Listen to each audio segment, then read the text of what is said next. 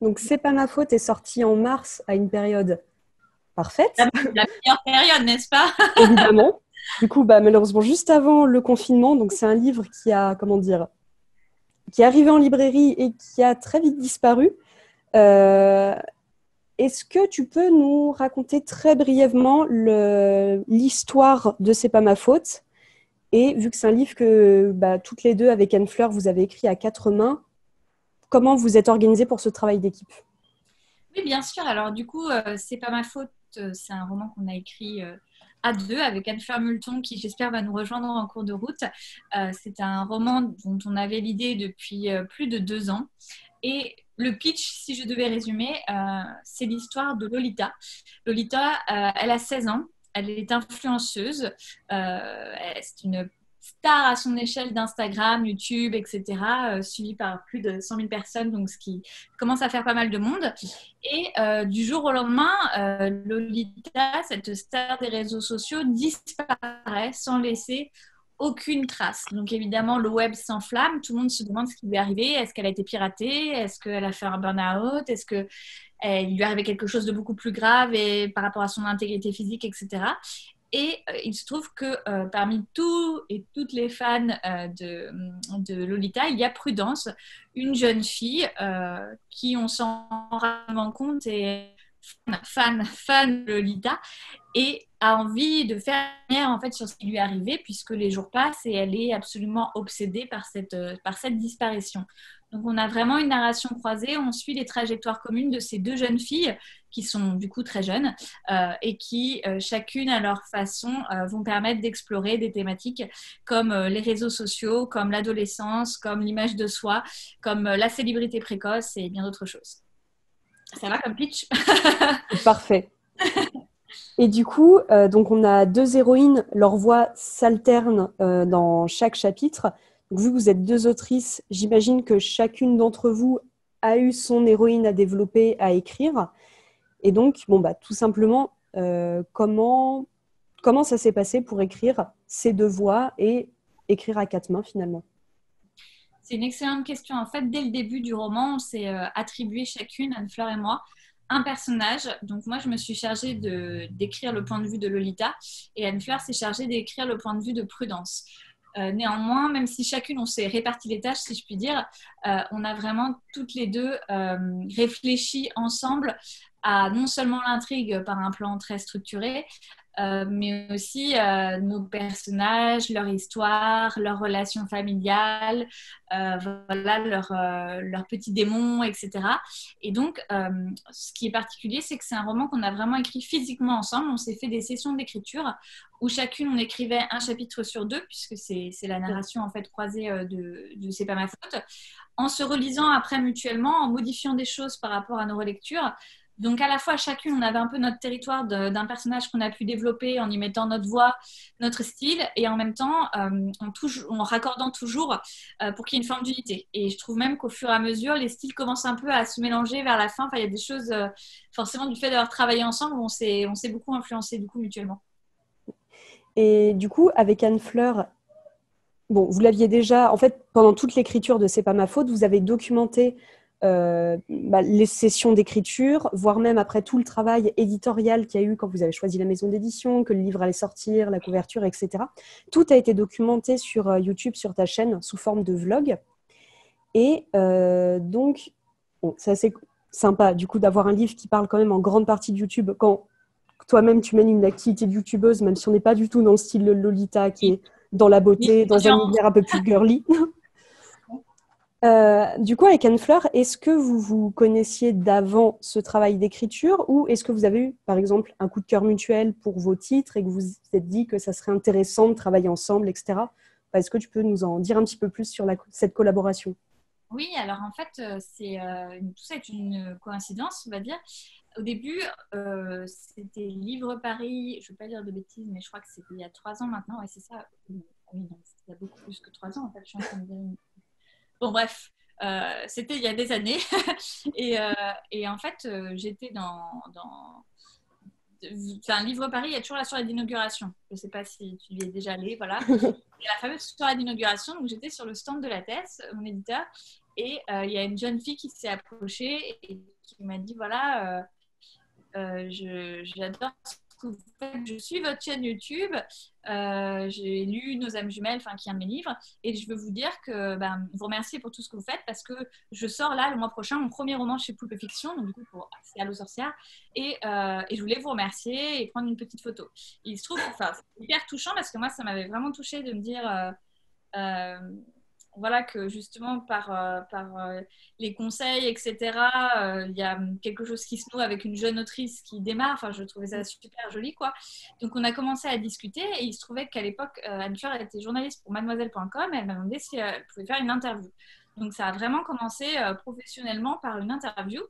Et quelques mois plus tard, je lui ai envoyé un message d'ailleurs pour lui proposer d'aller boire un café. Je regardais un peu son évolution et tout.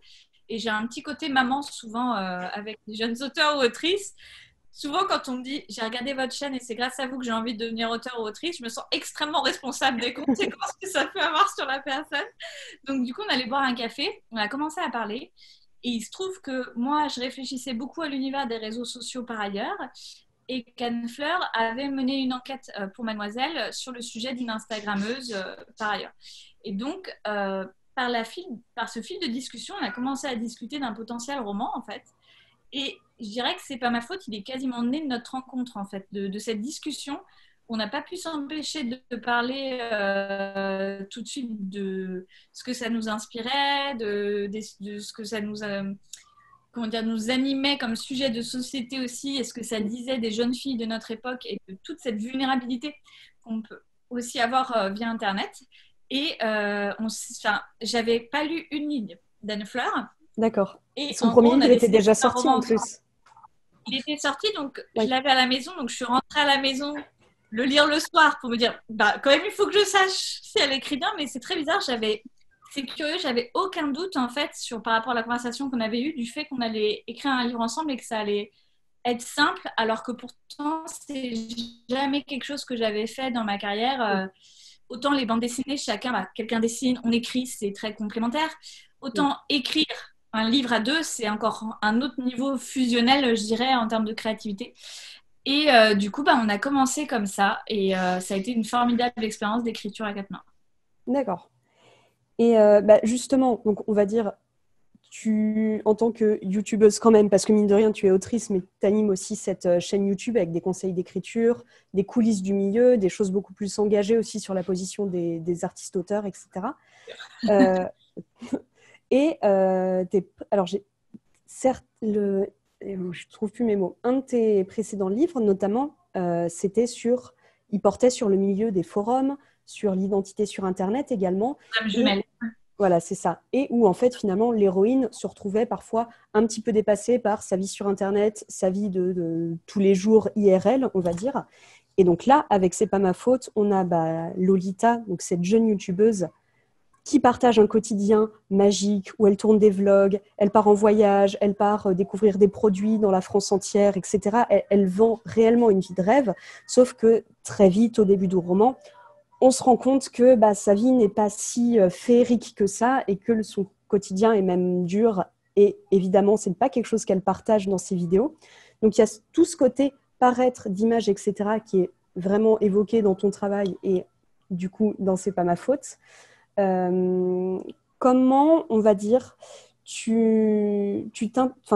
pourquoi tu t'intéresses déjà à ces problématiques qui sont adolescentes, mais qui sont aussi très liées à notre époque actuelle, où les réseaux sociaux sont omniprésents, où l'image est omniprésente. Donc, qu'est-ce qui te motive autant à porter ces sujets-là dans tes livres ?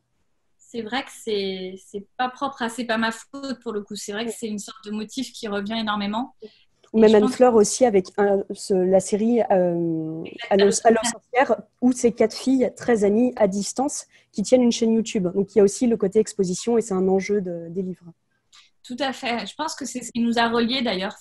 C'est-à-dire que c'est un peu nos deux obsessions croisées qu'on traite de manière différente. Mais alors, je pense qu'il y a un marqueur de génération. C'est-à-dire que moi, j'ai quelques années de plus qu'Anne Fleur. ce qui paraît pas beaucoup, mais ce qui est beaucoup par rapport à l'échelle d'Internet. C'est-à-dire que Anne-Fleur, quand elle était à la fac, les réseaux sociaux, c'était déjà présent. Moi, c'est quelque chose que j'ai découvert beaucoup plus tardivement. Facebook, c'est né quand j'étais en licence, en fait. C'est-à-dire que moi, j'ai pas vécu collège ou lycée avec une exposition à Internet aussi forte que le vivent les jeunes aujourd'hui, comme on dit. C'est très vieux dit comme ça. Oui, ça fait mieux, je dirais à l'échelle numérique, on sent que quelques années déjà, ça creuse des fossés, on va dire. Je crois qu'il y a eu un vrai moment où... Tu m'entends, Lucie ça... Là, c'est bon, je crois qu'il y a eu une petite coupure. Vas-y, je te laisse reprendre. Du coup, c'est vrai qu'il y a eu...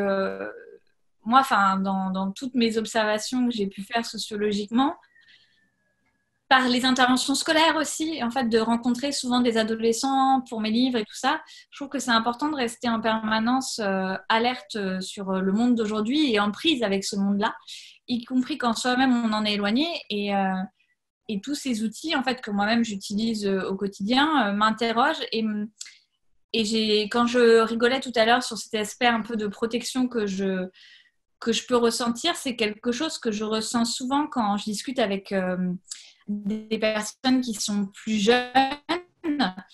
Et je suis souvent un peu effrayée par cette espèce de distorsion, en fait, entre l'équipement qu'on a, par exemple, quand on est adolescent et qu'on met vraiment toute sa vie sur Internet, sans filtre, etc., et la réalité de l'extérieur. Je trouve que c'est pas Internet en soi, mais c'est globalement notre éducation vis-à-vis de notre rapport à l'intime, à la vie privée, etc., qui s'est un peu dissolue aussi dans tout ça.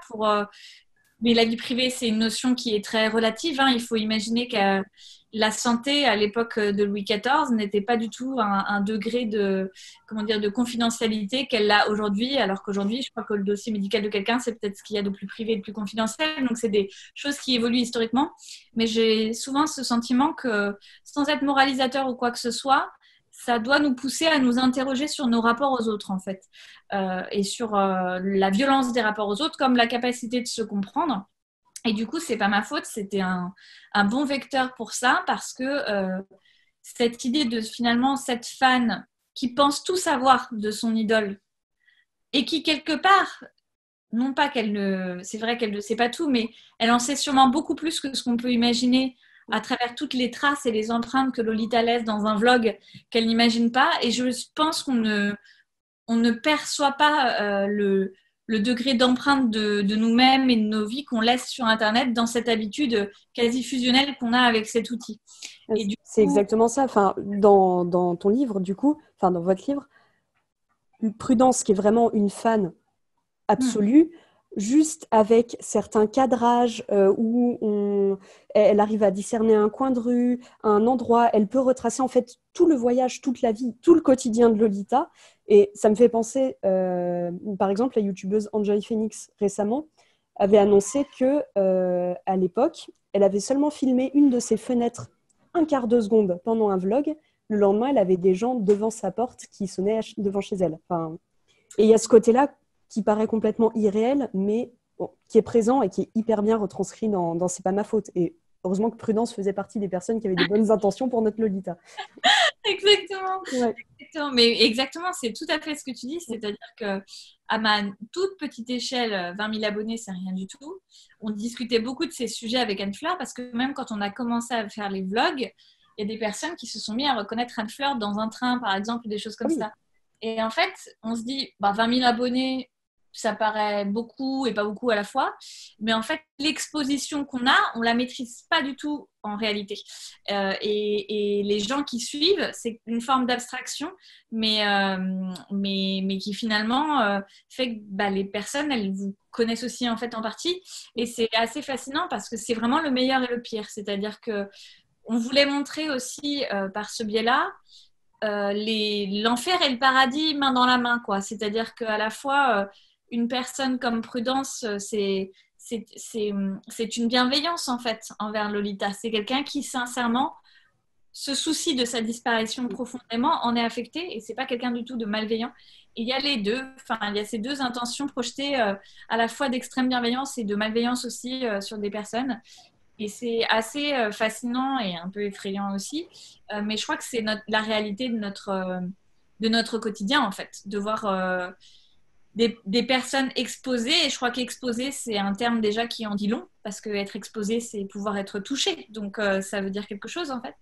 Et du coup, toutes les deux, on était assez preneuses de raconter une histoire très éloignée de ce qu'on peut trouver aujourd'hui sur les réseaux sociaux. On a toujours un angle un peu pédagogique, en fait. Et nous, ce qui nous intéressait, c'était de raconter vraiment la vie et l'histoire de jeunes filles d'aujourd'hui et de leur rapport à cet outil qui est quand même puissant et très intéressant.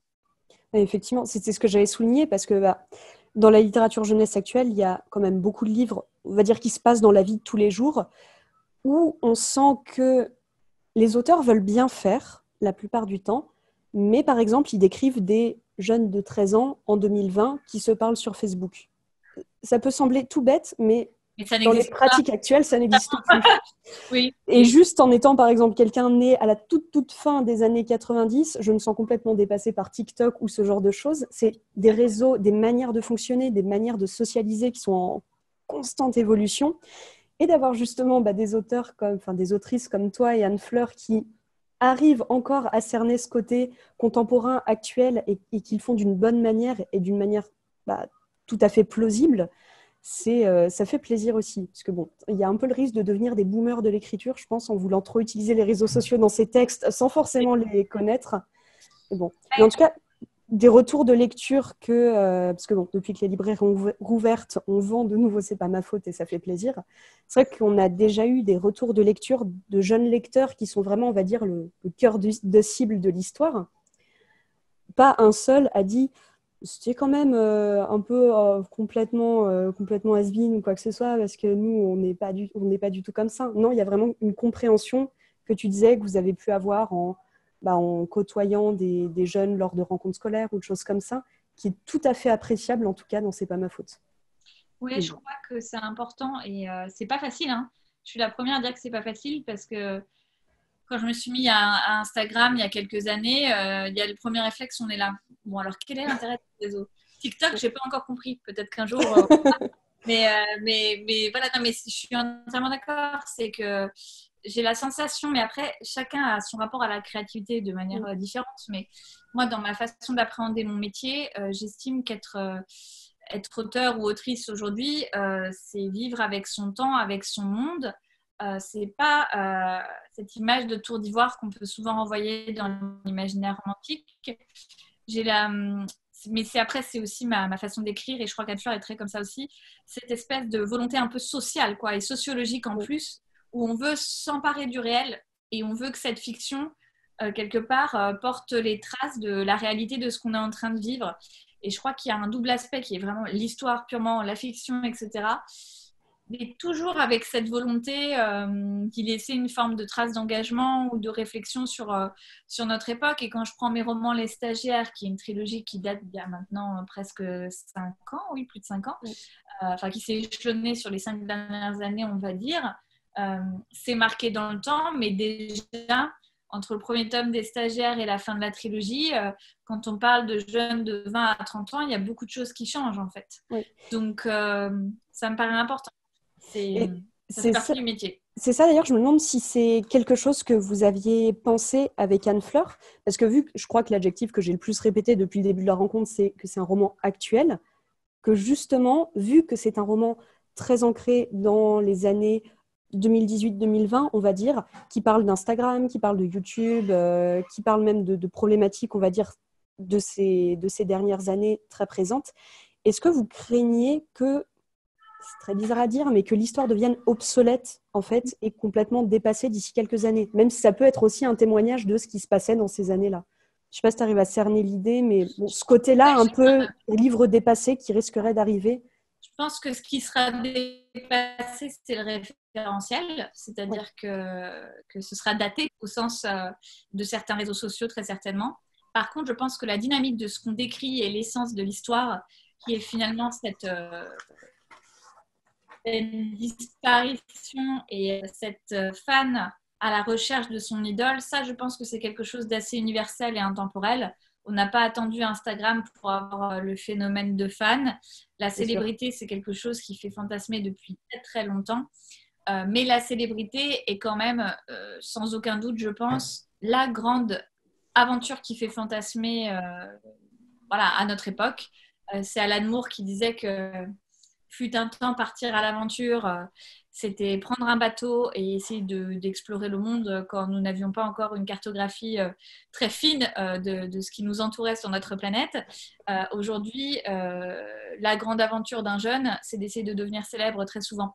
Pas pour tous, mais ça fait partie du fantasme et ça fait partie de l'histoire, du récit collectif qu'on nous vend, d'une forme de réussite et d'une forme d'extraordinaire qui vient jaillir dans son quotidien. Et du coup, je pense qu'à ce niveau-là, il y a quelque chose qui va peut-être rester pendant un temps, on verra. Mais sur le thème de la célébrité, qui est finalement peut-être le thème cœur ou clé de C'est pas ma faute, qui parle de la différence entre le fantasme et la réalité, tout simplement. D'accord.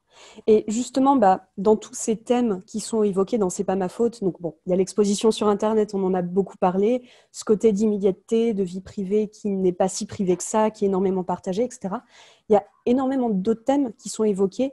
Pour les balayer très rapidement, donc on a YouTube, notamment les maladies mentales, le racisme, le coming out.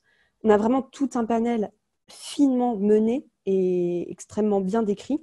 Et justement, pour écrire sur tous ces sujets, et certains sont assez brûlants d'actualité aujourd'hui, par exemple, Prudence, une de nos deux héroïnes, est noire et va petit à petit se rendre compte qu'elle est confrontée au racisme et que ça a un impact sur sa vie qu'en fait, elle n'avait pas imaginé et qui est en train de bouleverser sa vie.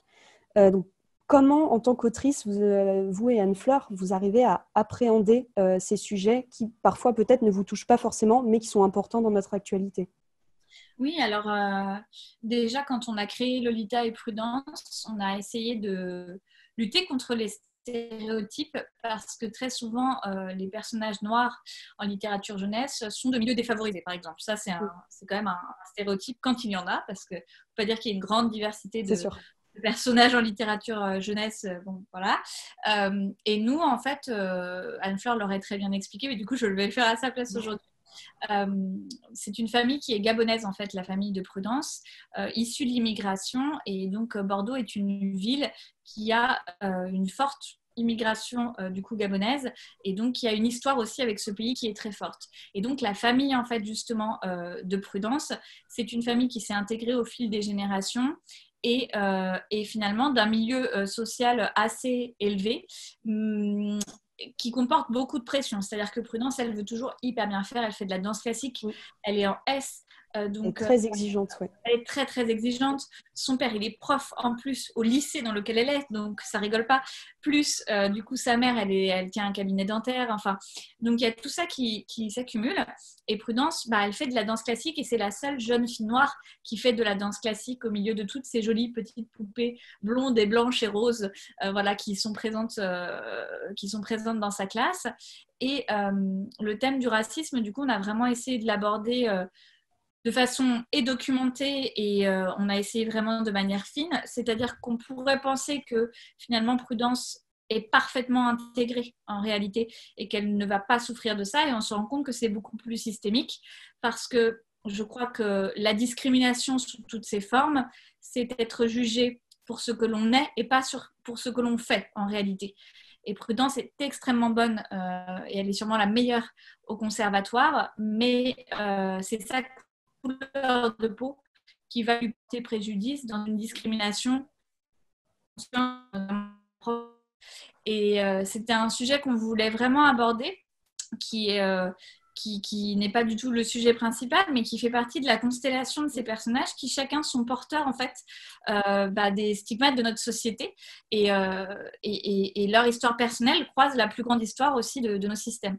Sur les maladies mentales, c'est aussi un sujet très important parce que déjà c'est de plus en plus abordé, mais on est très centré sur le rapport au corps par rapport à la douleur, à la violence, mais les violences psychologiques sont finalement une forme de violence beaucoup moins traitée en réalité.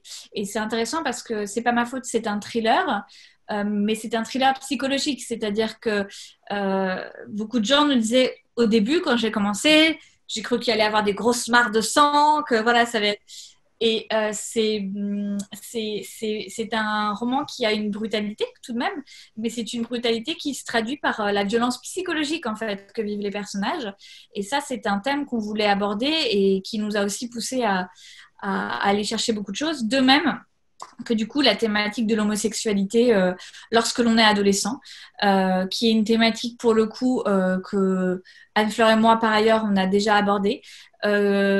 Et on s'est pas dit on va mettre ça parce qu'on veut mettre une thématique LGBT, c'est pas du tout ça, c'est que Pas un quota, heureusement d'ailleurs. non, Mais... on s'en fout en fait.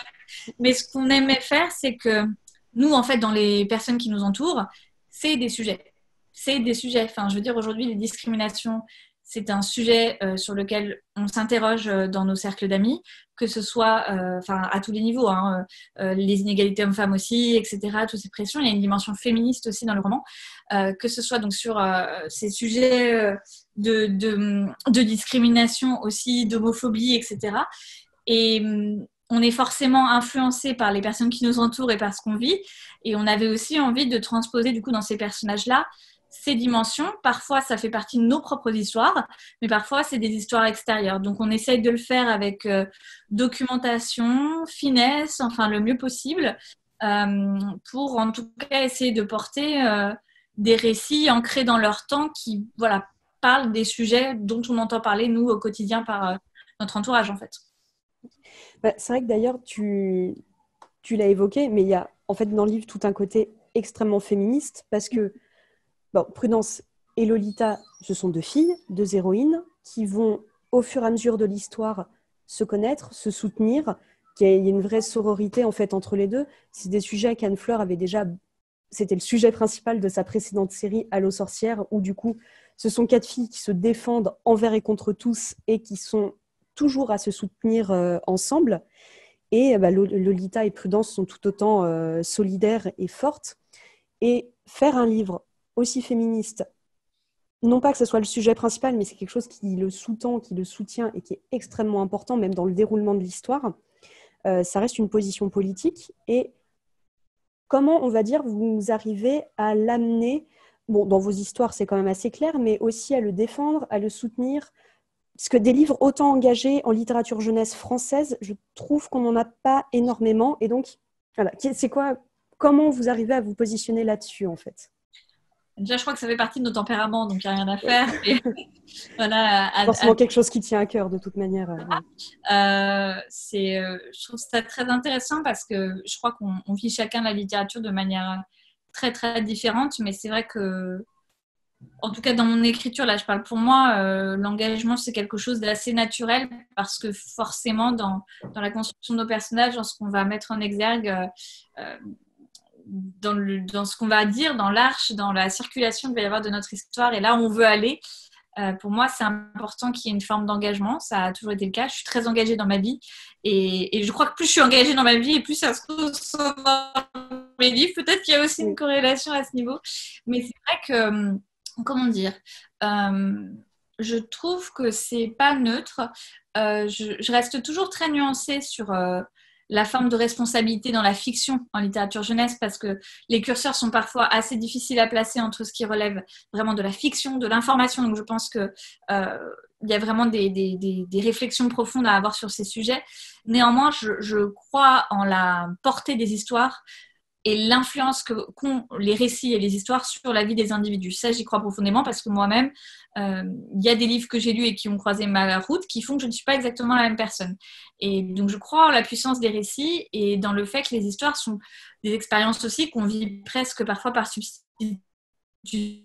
C'est d'ailleurs prouvé neurobiologiquement, hein, c'est-à-dire qu'on a une vraie projection qui se fait dans les personnages, qui fait que les personnes qui lisent de la fiction ont des neurones miroirs plus développés et davantage d'empathie.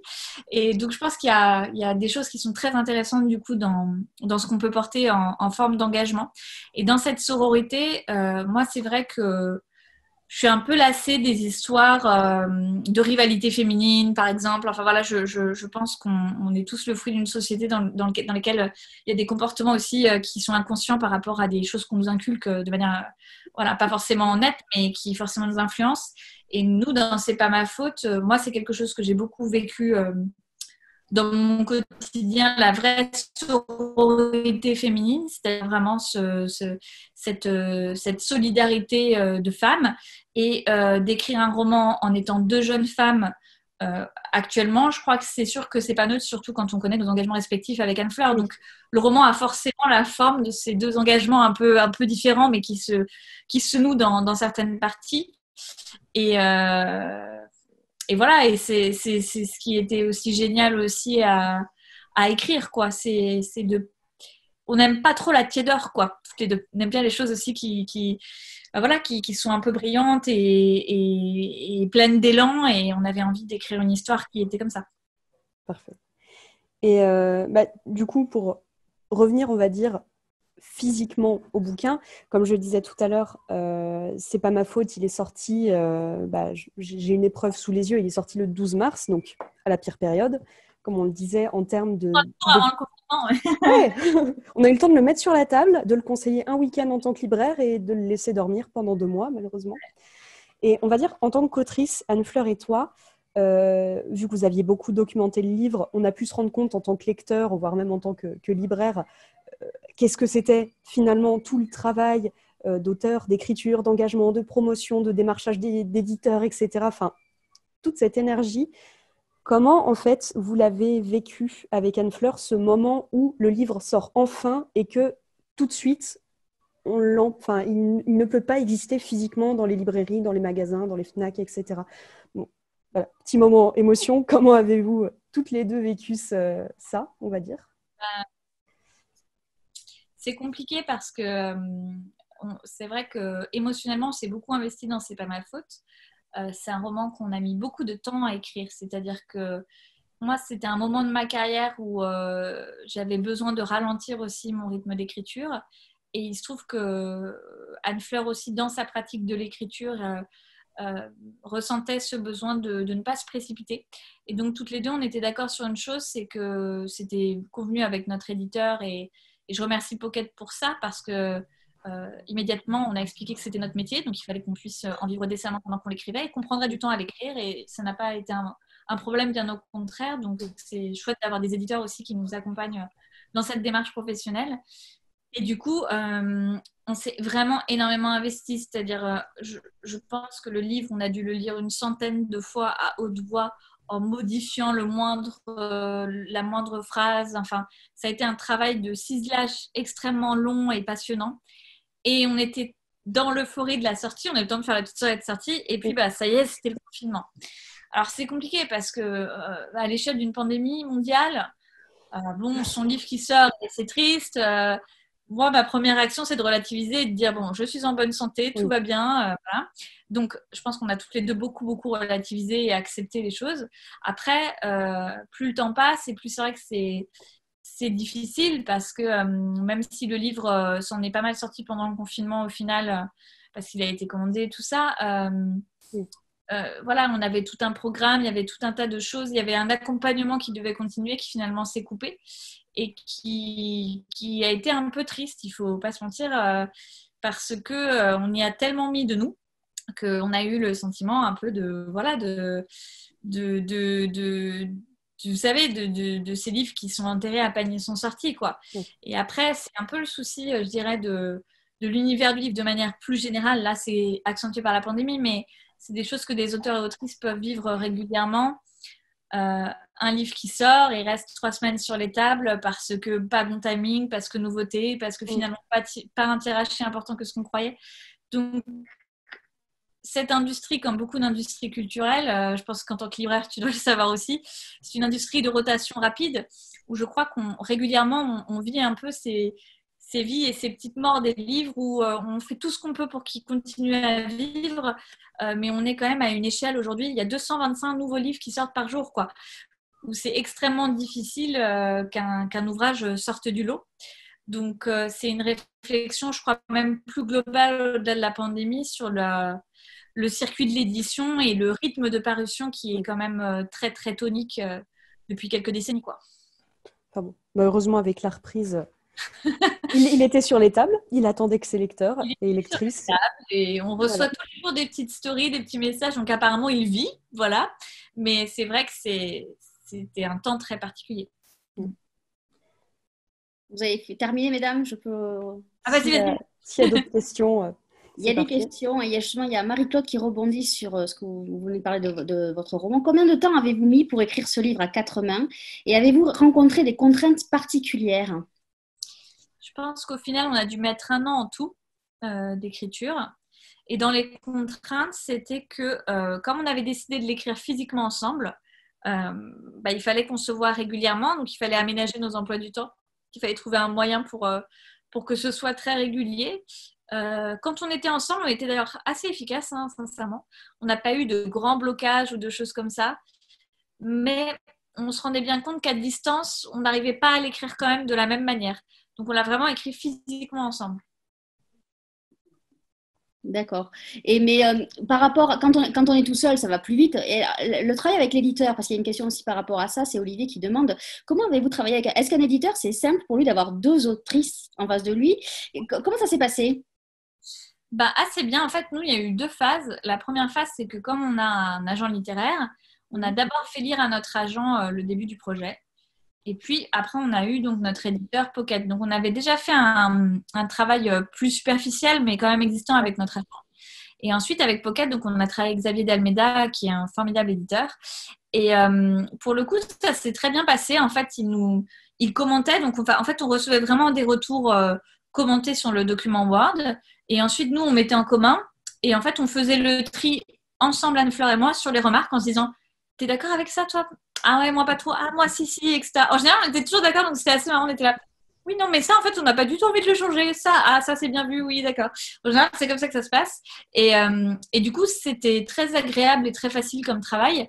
Et ce que nous a dit Pocket aussi, et ce qui était un grand compliment, mais je pense là pour le coup qui était c'est qu'on avait tellement bossé comme des acharnés qu'ils nous ont dit, sincèrement, c'est rare qu'on ait des romans aussi aboutis avant qu'on intervienne, parce qu'en fait, le fait qu'on se relise toutes les deux, c'est un peu comme si on avait fait déjà une forme de travail de correction en réalité par notre complémentarité et nos propres relectures. Donc ça, je dirais qu'à ce niveau-là, c'était un travail éditorial assez simple et pour le coup, on n'a jamais eu un moment avec Anne-Fleur où toutes les deux, on s'est dit là, on n'est vraiment pas d'accord, c'est pas possible. À chaque fois, on avait un sentiment très similaire sur les remarques ou les corrections. Il y a Marianne qui pose une question par rapport au titre. Est-ce que c'est voulu qu'il y ait, entre guillemets, une petite faute de français? Ce n'est pas ma faute, c'est ça? C'est une référence déjà à un titre de musique, à notre chère Alizée, bien sûr, et à son titre, c'est pas ma faute. Mais en plus de ça, c'est pas ma faute.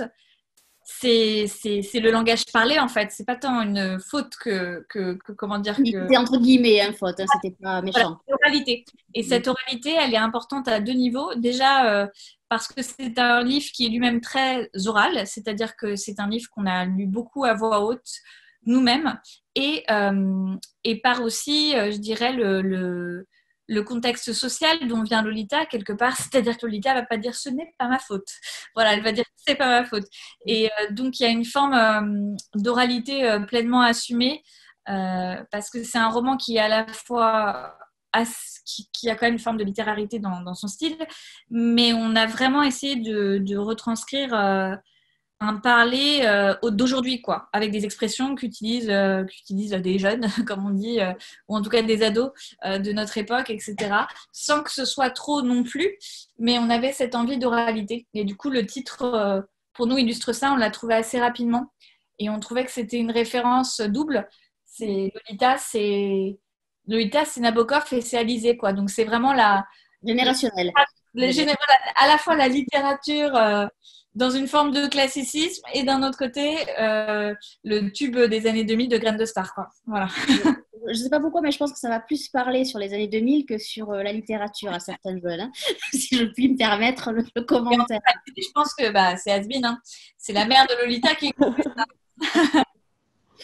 Il y a un message qui se transforme en question, donc c'est Lily qui dit « Je n'ai pas encore lu le livre de Samantha et de Anne-Fleur. J'ai un peu plus confiance en elles sur le fait que les boomers qui ne connaissent pas les réseaux sociaux et en présentent trop juste les points négatifs. » Et après, elle a une question. Elle a lu certains retours négatifs sur la crédibilité de la fan, sa fugue pour retrouver sa youtubeuse préférée. Qu'en pense Samantha de ces retours négatifs? je les ai pas eus. Alors, du coup, ça va être difficile de juger. Il faudrait Mais les avoir. en règle générale, je pense sur les retours négatifs, est-ce que ça vous touche? Est-ce que vous êtes préparé à ça? Comment ça se passe, justement? Parce que les réseaux sociaux sont très cruels pour ça. Donc, Alors, pour le coup, moi, comment j'ai vous plutôt gérez lu. ça? Ah, bah, pour le coup, alors je sais pas, du coup, j'ai pas dû voir ces remarques-là, j'ai dû passer au travers, j'ai dû avoir de la chance, parce que pourtant je suis taguée sur pas mal de trucs, mais sur C'est pas ma faute, pour le coup, j'ai plutôt vu des très bons retours, moi, qui passaient, euh, mais quand j'étais taguée, alors il y a des choses forcément que je vois pas. Alors moi, j'avoue que autant mes premiers livres, je lisais tous les avis, j'étais voilà. Autant là, bah, j'ai sorti une vingtaine d'ouvrages maintenant. Comment dire, je, ne- je ne vais plus spontanément aller taper pour aller lire les avis. C'est plus quelque chose que je fais pour être sincère, parce qu'en effet, comme tu disais, c'est déjà si je vois, je dois être taguée sur 3 ou 4 photos où il y a c'est pas ma faute par jour en ce moment. Donc peut-être que les gens ont la décence de nous taguer quand c'est des critiques positives et pas négatives. Mais en fait, c'est une sorte de flux continu d'informations. Donc si on se focalise toujours sur ce que les gens pensent de son travail en permanence, je crois qu'on ne peut pas avancer en fait. Après, il peut y avoir des retours négatifs très construits et intéressants, hein, c'est pas du tout le sujet. Oui. Mais, c'est vrai que moi j'ai tendance à plus le temps passe, c'est un peu bizarre, et à moins faire attention à ce que les gens pensent. Non pas du tout que je m'en fiche ou quoi que ce soit, mais genre quand j'estime que j'ai vraiment fait mon maximum et que voilà, le travail est fait, voilà, il y a des gens qui aimeront, des gens qui n'aimeront pas. C'est absolument normal et naturel. Et ce qui compte, c'est la résonance et la connexion qu'il y aura avec ceux et celles qui vont se retrouver dans le roman. Mais pour le coup, sur la crédibilité de la fugue, je lirai du coup ces critiques. Mais pourtant, je peux vous dire qu'on s'est donné, hein. Avec les horaires de Blablacar qu'on est allé vérifier et tout ça, Oui, on a fait ça. Voilà, on a fait ça à pousser. Mais il peut toujours y avoir des réflexions, toujours un doute, toujours quelque chose qui nous échappe, évidemment, bien sûr. tout à fait. Il y a Nicole qui a écrit: Je pensais la même chose que Lucille. Tout comportement va si vite. Une suite pourrait faire le point sur l'évolution des réseaux sociaux en si peu de temps. Qu'en pense Samantha? Pour le moment, une suite, c'est pas au programme. En tout cas, en fait, on est déjà sorti du confinement. C'était la première étape. Après, on verra. Je sais pas si on réécrira quelque chose dans cet univers. Tout est possible avec Anne Fleur, je dirais, à ce niveau-là. Je pense qu'on va voir toutes les deux aussi de quoi on a envie en ce moment. C'est des réflexions, mais en tout cas, moi, parfois, je me dis, j'aimerais bien savoir ce qu'une Lolita deviendrait dans 10 ans, par exemple, peut-être. C'est-à-dire que là, elles sont juste à l'adolescence et à cette période, mais qui ces jeunes femmes vont devenir après, ce serait peut-être même intéressant encore plus loin qu'une suite directe, par exemple. Ça peut devenir du matériau à fanfiction aussi. C'est ça, exactement. Il y a Nathalie qui pose la question suivante. Est-ce que vous avez des sujets que vous pouvez vous interdire en littérature jeunesse ou pas du tout?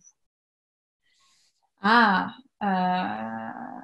alors moi, il y a une éditrice qui me disait souvent cette phrase. Elle me disait, en littérature jeunesse, il y a 2 grands tabous, la religion et la sexualité. Euh, c'est marrant, c'est ce qu'elle me disait, c'est ce qu'une éditrice me disait.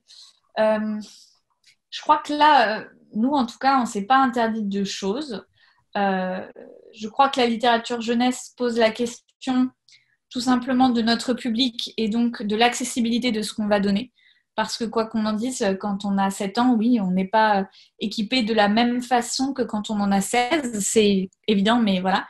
Mais par ailleurs, en tout cas, moi, j'ai senti parfois des pressions dans ma carrière. Je me souviens d'un éditeur, par exemple, qui voulait me faire retirer un élément sur le fait qu'un des adolescents souffrait de dépression.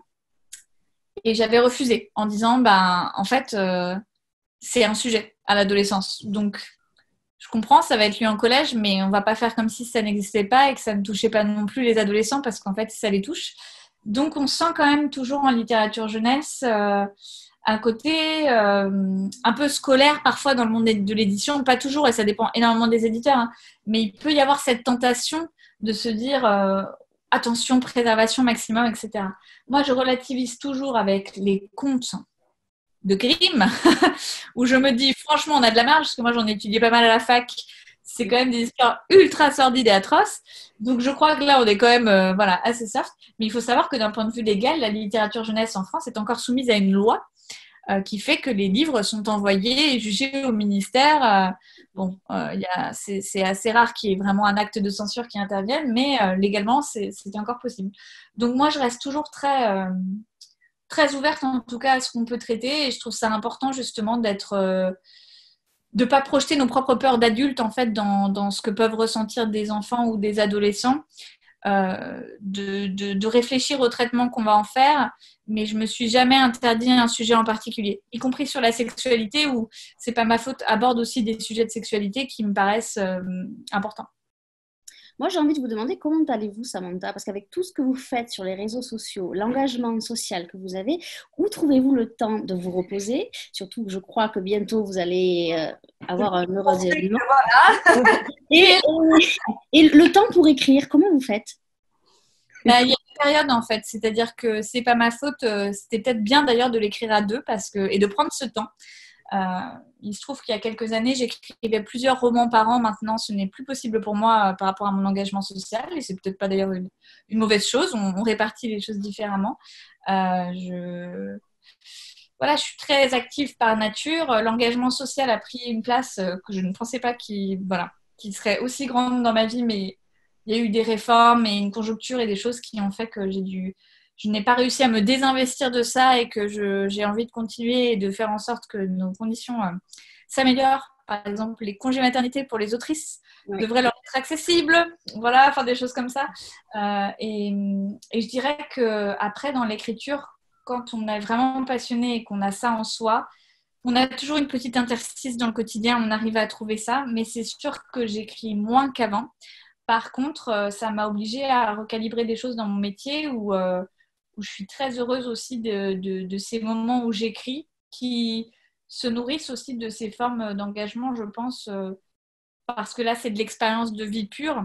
Et parfois, moi, ce dont j'avais peur quand j'étais dans des phases d'écriture à plein temps, c'est que on a peur de tourner en rond et de raconter aussi les mêmes histoires. Quand on se dit j'ai envie de me renouveler, de vivre d'autres expériences, etc. Donc, je trouve que tout ça, finalement, va plutôt bien ensemble. Et pourtant, je peux vous dire que je me repose parce que ce bébé m'oblige à faire beaucoup de siestes ces derniers temps. Je vais essayer de me reposer pendant mon congé maternité quand même. On espère, on espère. Avant de se quitter, on va faire un conseil lecture avec de libraire. Mais est-ce que vous, Samantha, vous avez un conseil lecture à faire à nos amis lecteurs qui nous écoutent? Alors, quel genre de lecture? Ce que vous voulez. Un livre qui vous a marqué, votre livre préféré, un classique, celui que vous avez lu dernièrement, ce que vous voulez. Je pense à 2 livres, là, spontanément, mais on a beaucoup parlé de Mona Chollet pour Sorcière, mais il y a un livre qu'elle a écrit qui s'appelle Chez soi. Moi, que j'ai lu il y a quelques années, que j'avais déjà adoré, et qui prend dans le confinement, qui est encore autre, qui est un essai, en fait, comme on en voit rarement, sur les bienfaits d'être chez soi et sur le rapport qu'on peut avoir à sa propre maison, selon les cultures, les sociétés, etc. Donc, c'est un essai vraiment que je trouve passionnant, et Mona Chollet, elle a ce talent d'écriture, je trouve, pour à chaque fois être dans des essais intellectuels, mais très sensibles. C'est-à-dire qu'on apprend plein de choses, mais en même temps, on est dans la sensibilité de son vécu. Donc ça, c'est très précieux. Et je pense à un autre livre qui s'appelle Femmes qui courent avec les loups de Clarissa Pinkola Estés, qui est un livre qui se lit un peu bizarrement parce que c'est une grande analyse, on va dire, de tout un tas d'histoires et de récits de femmes. Et ça mélange à la fois de la sociologie, de l'analyse de contes, de la psychanalyse, enfin plein de choses. Et je trouve que c'est, en tant que femme, justement, un livre à lire parce qu'on peut le lire à plein de périodes de sa vie différentes. Et justement, toutes ces histoires ont des formes d'enseignement sur ce que c'est que d'être une femme dans cette société. Et voilà, c'est les 2 livres, je dirais, un peu chamboulants, que je conseillerais. Lucille. Alors moi, du coup, c'est pas un essai que je vais vous conseiller. C'est un livre qui vient de sortir en poche aux éditions Gallmeister qui s'appelle Sauvage de Jamie Bradbury, qu'on suit aussi une adolescente. Alors, à la différence de Prudence et Lolita, elle est un tout petit peu plus âgée, elle a 17 ans, et elle vit en Alaska. Et donc, cette jeune fille, Tracy, a perdu sa mère il y a quelques années. Elle vit avec son père. Et son père, honnêtement, commence à être complètement dépassé par sa fille, son bébé, qui devient une jeune femme, qui commence à s'émanciper. Tracy est passionnée, en fait, de courses de chiens de traîneau. Donc, comment dire, elle s'engage énormément dans cette passion qui va finalement devenir sa vie. Sauf que Tracy a quelque chose d'un peu particulier. Elle a un lien avec la nature extrêmement profond qui fait qu'elle a une empathie avec la nature, avec les animaux qui est complètement incroyable. Et ça va commencer à lui porter préjudice et à changer finalement son essence. C'est un livre très étrange, très beau, et qui pourrait faire penser à My Absolute Darling pour le côté extrêmement connecté à la nature et comment la nature peut changer une jeune femme ou mieux l'aider à se révéler à elle-même. Et c'est vraiment un roman d'aventure, un roman d'apprentissage et une quête de soi qui est assez fascinante. En plus, c'est un livre excellent pour l'été parce qu'en Alaska, il fait très froid et on a des descriptions de paysages enneigés qui sont extraordinaires. Et la couverture est superbe. La couverture est superbe. Gallmeister fait des très belles couvertures. Ouais, même le grand format était très belle aussi. C'est ça. Et il est sorti, je crois qu'en grand format, il a été traduit l'an passé et c'est un premier roman donc d'une autrice américaine. Ouais, pour un premier roman, c'est assez remarquable. Étonnant. Ouais, c'est vrai que j'avais eu cette réflexion en disant un premier roman, ou la vache. Écoutez, moi, le conseil de lecture, je conseille à nos amis lecteurs d'aller demain en librairie, que ce soit à la librairie Les Nouveautés à Paris, dans le 10e, chez voir Lucille. Vous pouvez aller voir Lucille. Il faut aller voir les libraires, ils sont de très bons conseils. Ou dans toute la France, vous procurez le livre de Samantha et de Anne Fleur qui s'appelle C'est pas ma faute, aux éditions Pocket Jeunesse. Voilà, le visuel est là. Je vais vous remercier, mesdames, d'avoir été là avec nous ce soir. Samantha, vous transmettrez nos amitiés à Anne Fleur. J'espère qu'il n'y a rien de grave. Allez en librairie parce que c'est important, parce qu'il faut soutenir les libraires. Et quand on va en librairie, en achetant un livre, on soutient aussi les auteurs. Et ça, c'est très important parce que nous ne serions pas les libraires que nous sommes sans les auteurs. Alors, merci aux auteurs et c'est important de les soutenir. C'est pas Samantha qui dira le contraire. Demain, avant de vous donner le mot de la fin, demain à 19h, on va changer complètement d'univers. On va rebasculer dans le monde des adultes et nous rejoindrons Michel Moutot pour l'América paru aux éditions du Seuil. Mesdames, je vous laisse le mot de la fin. Je vous souhaite une belle soirée. Je souhaite à Samantha et Anne Fleur une belle seconde vie à votre roman. Lucille, bon courage pour la reprise de demain. Je vous laisse le mot de la fin. Merci beaucoup Anne Fleur, Nathalie pour l'accueil et pour toutes ces réponses à ces questions.